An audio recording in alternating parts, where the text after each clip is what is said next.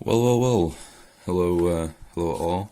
For those of you who don't know me, my name is Ben, and I am a modeler. Not in the sense of ooh la la, look at me, I'm so sexy. Oh, well, I am, but no, I'm a scale modeler. So what that means is I like building little miniature tanks, trucks, figures, stuff like that. And recently I posted on Instagram a picture of a model truck that I had been working on, and my brother and some friends of his, they said it might be cool if I made a video or a time lapse of sorts of how, or not really how, but like the process that goes into building or painting one of these things. So I thought maybe that'd be fun. A nice little quarantine activity, right?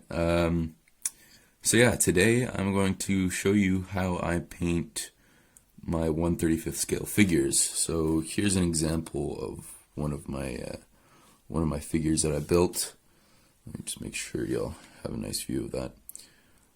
Personally, I'm pretty pleased with this. Areas that could use some touching up, but this is roughly the standard I'm looking for. Yeah. So. Yeah, today I'm in, well, technically my basement, but in order not to sound like a mentally unstable teenager who casually spends all of his time in his basement, I'll say I'm in my workshop. So today I'm in my workshop, and I'm going to show you the process that goes into painting this Tamiya figure. This is an old figure from the 70s. It doesn't have as much detail as some of these newer kits out there do, which is kind of sucky, but these kits are super cheap, and as a 15-year-old who doesn't really have much of an income, I'm willing to sacrifice that extra bit of detail just for the price. So so as you can see, I've glued it onto the shish kebab stick here, just to avoid getting any fingerprints on it. I've switched up the weapons a little bit so that they're not the exact same that they would be on the kit, just to add some visual interest. And for those of you who know all this like technical stuff, I know the grenade is not supposed to be like that. I assembled this months ago. I didn't know all of that. My apologies. Yeah. So now the first step, I guess, that everybody needs to start with is you need to have a good primer. So what I use is this nice Vallejo black surface primer. It's acrylic polyurethane, which I find to be a very nice base. And so we just prime the whole model in that, and we're good to go. I use my airbrush here to prime it. So yeah, I'll show you guys once that's done. Okay, and I'm back. So as you can see here, it's been primed already, and I decided to go ahead and just already apply the base coat for the uniform. Honestly, there wasn't really much to that. I figured it wasn't really worth showing. It's just, there's not much in here anymore. But I just made a mixture of paint, which was mainly made up of olive green, light gray, gray blue, and of course the airbrush thinner. All of these are Vallejo Model Air colors, which I don't know why I use them. I just find them nice. They're not too expensive. So before we get on to the actual painting of this model, I just want to mention I'm by no means a professional or an expert on any of this. In fact, I really only have about a year's experience on this. So if I get something wrong, and I know, like I said, like this grenade, I know I have it wrong. I guess feel free to give me tips, but please don't attack me for it. So, okay. Now let's get to the actual painting process of everything. So I'm just gonna grab my palette here, and what we're gonna do first, or what I do first at least, is I do all the flesh areas. So, well, the hand and the face really. So as my base, I actually use this light brown, again by Vallejo, and don't need too much, just like 2 drops. And then, there's no exact science to this. Everybody has a different skin color. Nobody's the exact same. Well, no, some are the exact same, but, doubtful. Yeah, so just want a mixture of this brown, red, and white. That gives you a nice pink beige-ish color. Which, let's see if this is good. Alright, so far this is looking out to be a bit too pink. That's alright, we can always just add more of this light brown. No problemo.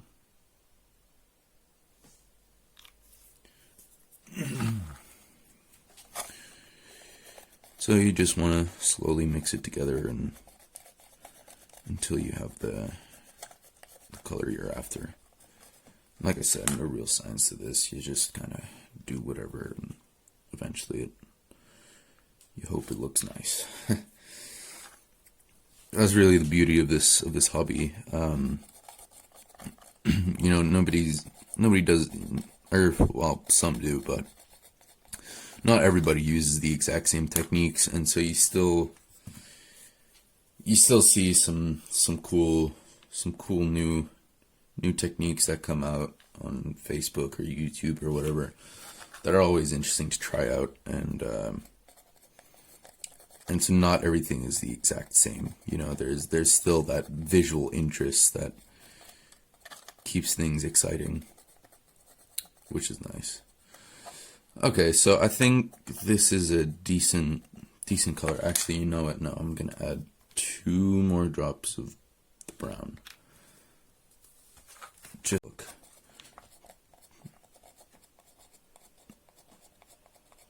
Okay, yeah, that's good. That's roughly what we're looking for. So yeah, you just kind of come in here and very lightly apply the paint over. And it might seem very light now, which, I agree, it does seem very light now. But that's alright, because later on we're going to apply some washes, and that'll create some nice shadows, which will, it'll get rid of that vibrancy, I guess. I don't know if that's even a word, but yeah. So, I'm using these Vallejo paints here, and they're pre-thinned already. So that means that technically you don't have to thin them further to put them into the airbrush. Although for some effects, you do need to thin them a bit more. If you're, for example, building up rust tones and you want to build it up very slowly, then I highly recommend doing a very thinned down mixture and then slowly building it up. But that's one advantage of these pre-thin paints, is that you can you have a lot of control over what you can do and the different effects you can achieve. But one disadvantage is that it can be a little dangerous, while you're painting, because if you apply too much pressure, the thinner that's in these pre-thin paints can basically wear down the base layer, and we don't want that. And so then that shows either the black underneath or even the color that it comes in out of the box, which is really not that great. So yeah, I'm just gonna go ahead and finish all of these flesh areas and tidy it up a little bit, and then I'll get back to you guys. All right, so now all the flesh tones are painted in. You can see there's some areas where it's a little messy. You know, you can see here, for example, that the hold on. You can see here that some of the flesh tone got on the helmet. That's okay though. We're gonna paint the helmet later. Some got on the sleeve here. Also alright. You know, when we add washes and stuff, it's all gonna blend together, and you won't notice it as much. Plus, that's the added benefit of working on big dioramas and stuff, where you're gonna have a few, more than a few figures. People don't really notice the tiny details, and yeah, and you know, on these old kits, there's really only so much you can do. Yeah. So then the next part, which is often a little tricky, which might be a little tricky here because of the crease at the waist. We're gonna paint in all the black bits. So the I don't know if y'all can see that, but the belt down there, the harness up here, and the boots, of course. So yeah, honestly, there's not much to that. Again, just keep a very steady hand. I like to rest my my right hand pinky finger on my left hand middle finger while I'm painting, just to keep it a bit steadier, you know. And you know, just be gentle. That's really all there is to it. So yeah, I'll show you guys once I've done that. Alright, so here we are. All the black bits are painted in, all of that. And so now here, as you can see, I've created here, I got a cloth mixture here, and a wood mixture. Now this wood mixture is already pre-made. Like I made this a while ago. It's a very thick texture. It can give some nice grain to the wood. And to make the cloth color, I just mix it up with some black, just a tiny bit of black, just so that we can create that slight distinction between the wood and the cloth. You know, so what we're gonna do with the cloth color is we're gonna paint in this the bottom part of this canteen and this dumb bag here, and then this wood color. Obviously, we're gonna paint in the rifle, the Kar98, and the handle of the bayonet here. So yeah, I'm just gonna get to that. And you know, there's, again, like a lot of this, there's not a particular science to this. You just kind of come in here, not too much pressure. I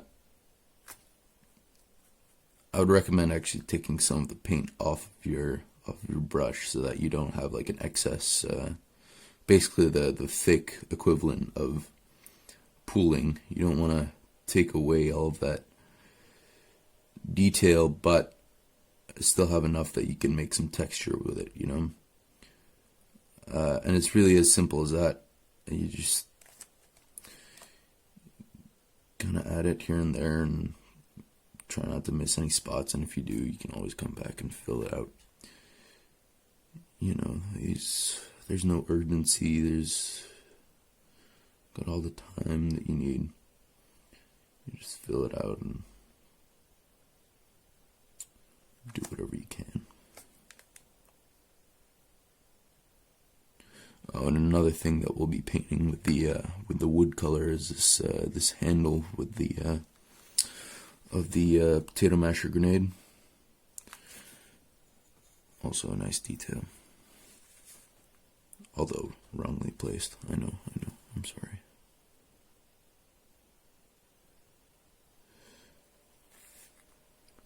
Okay, so yeah, again, that's pretty much all you have to do. There's not anything crazy about it. So I'll just show you guys once I've painted in all the cloth and all of the all of the wood. So yeah.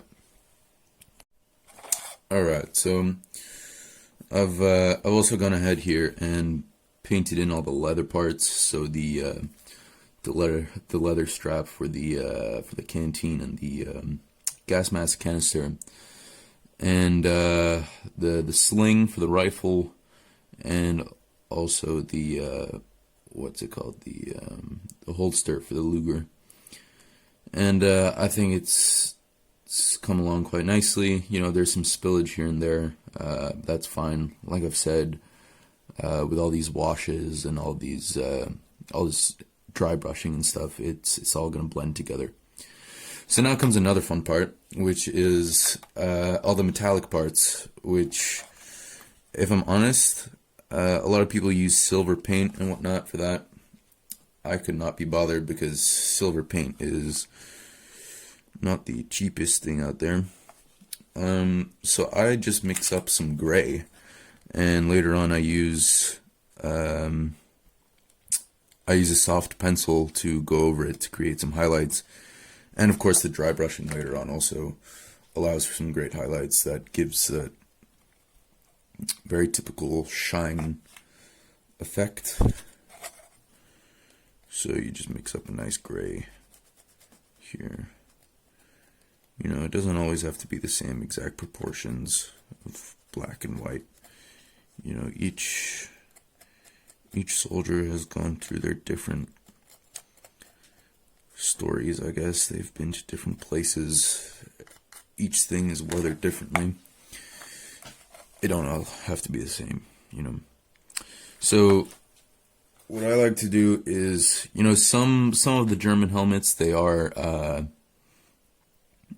do remain green, but a lot of them, the green paint can chip off, or they don't get painted, or you know, whatever. So I like to paint the helmet metallic, and once I come in there with the wash that has a bit of thinner in it, it kind of takes away some of the metallic, so it looks like there's still some green paint that's left, you know. So when you look at that, this also doesn't have to be a very perfect job. Then of course the rifle, painting the barrel and all of that.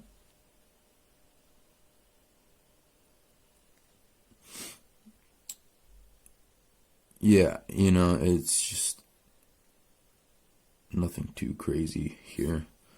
If you need to paint some very, very fine details, I would recommend using even a smaller brush. At least that's what I do. And you just get in between there in those tight spots, and everything works itself out. It flows a little, and it does its thing. And if you get some of the gray onto the wood, that's alright. You can always clean that up later with a bit more of the wood color, which is all fine. So yeah, so for example, if I want to come back here and I messed up a little spot, then I use a very little bit of the wood paint and just kind of, it sort of blends it all together, which isn't too bad. You know, nobody pays that close attention to the weapon unless it's like a diorama with only one or two figures, you know, but for the most part, that's not what I do. So yeah, I'm just going to paint in all the metallic parts and, you know, all the finishing details, and I guess I'll show you once I'm done. Okay, so now I've gotten all the tiny little details painted up. You can see I got the chin strap for the helmet. I got all the metallic parts, all the Luger, the pistol. I mean, everything's nice here. I'm just seeing that I missed a little spot on this gas mask canister, actually. Hold on. Get in there. There we go. Alright. So now, the final step is the wash, which I talked about a lot, but I don't think I actually told you all. So this is just a simple wash that I made. It's with mainly black paint, burnt umber, water, and some dish soap just to reduce the surface tension. So you can see it I don't know if y'all can see that, but it flows quite nicely. Yeah, so we're just gonna apply this over literally the entire figure. that just blends everything together. Really, it ties it all together, and obviously it darkens down all of the colors, which is nice. So then we don't get that nice, or we don't get that. We don't get those vibrant colors, and instead we get that nice kind of matte dark finish. So it's quite nice,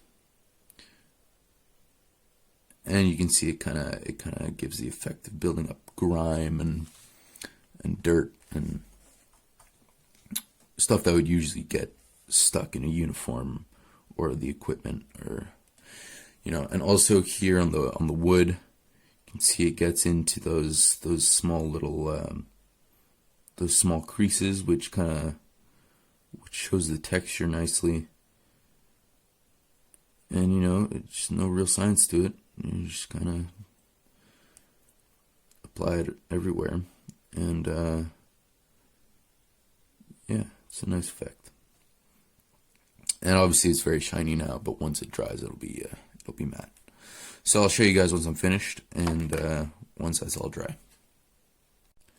Alright, so here we are again.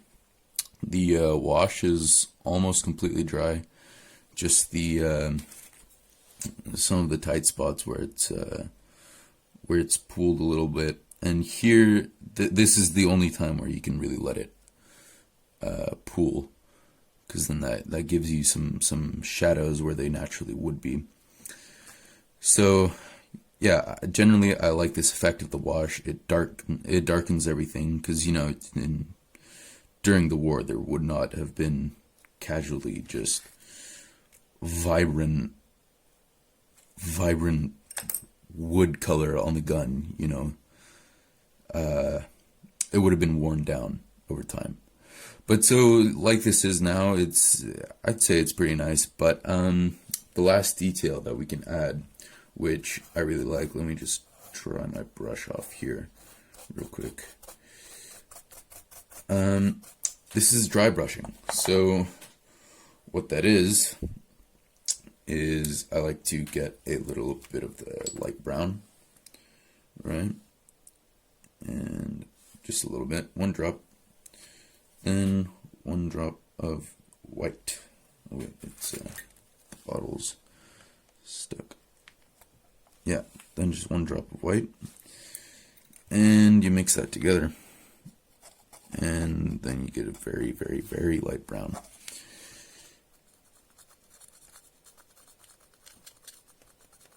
And here, really what you do is you just put your brush in a little bit. I use just this big flat old brush, and then you remove literally almost all of the paint until on a paper towel, until it leaves a very, very faint white highlight. Because if this effect is overpowering, it does not look good. It looks like everything is just silver, and we don't want that, of course. So this is about good. And then we just very gently apply it everywhere, and the white and like the light brown just builds up on all of the exposed edges where highlights naturally would be, because in the last step we added shadows, right? What's the opposite of shadows? Highlights. So we need those as well. And this really there's not a lot to this. So let me just do this gun here, and I'll use this as a good example. Be careful with the sling a little bit, because it's made out of aluminum foil, or tin foil, or whatever you like to call it. And it's easy to break. But so you see here I've put some highlights on the gun now. But what I also like to do, if I have my trusty pencil, yes, here it is. Okay, what I also like to do is then I just have a soft pencil, right? And at the place where the barrel would be, I lightly go over that with the pencil. Let me just do this so that y'all can see that.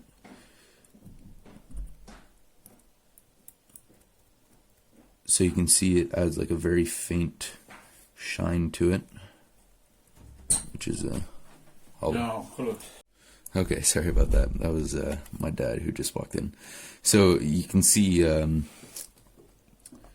you just add very faint shine to it. You know, you can do this to the trigger as well.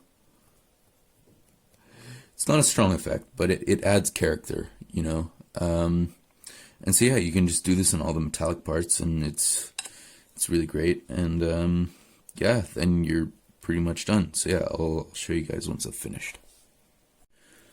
All right, well, we are done pretty much. Still not entirely happy with the dry brushing, so you know, you can just add more and more as you go along. It's really, you know, sometimes it's hard to know when to stop. Sometimes you set standards for yourself that you really can't meet. But hey, that's how it goes. I'd say that's one of the main disadvantages of being into this hobby, is that, you know, sometimes you kind of, you see things and you're like, oh, that looks pretty easy, I could probably do that. And then it turns out not to be so easy, and then you don't manage to do that, and then bada bing bada boom, disappointment. But that's okay. I think it's pretty decent. I'm relatively happy with it. Just, you know, cleaning things up here and there. So some nice little details that I would recommend you add as well, if you were to do this, if anybody were to do this. The rifle sling here, this leather strap, as you can see, that goes along here. Obviously that adds some depth and some realism to the model, which is quite nice. And you know, they don't have it in the actual set, of course. You have to cut it yourself with usually with like a rifle, or with aluminium foil, like I said. Another nice little detail is on the face. It's a little hard to notice, but for those people who do look really close, I made them a little treat. Like you just do a very faint outline with a darker color to create the effect of like a 1-day-old beard. And yeah, so for the rest, this is it. This is done. So yeah, if you actually managed to watch all the way to the end, thank you very much. I know this was very long, and believe it or not, I actually filmed making this guy as well yesterday, and that was even longer. So, whew. Thank the Lord that I didn't post that one. Or who knows, I might actually post that one. Probably not, though. If you want a more in-depth tutorial, then just let me know, and I could probably send you this one as well, if I haven't deleted it by then. So yeah, if you like this and want more of these videos, then yeah, sure, let me know. If you don't, that's fine. If you didn't like it, that's fine. I totally understand this. Understand that, sorry. For a lot of people, this is a very boring hobby, you know, and the end result is really all that matters. And for me, you know, I really do love the end result. It's great, but you know, you gotta put some effort into it. Yeah, so that was it. Have a nice day.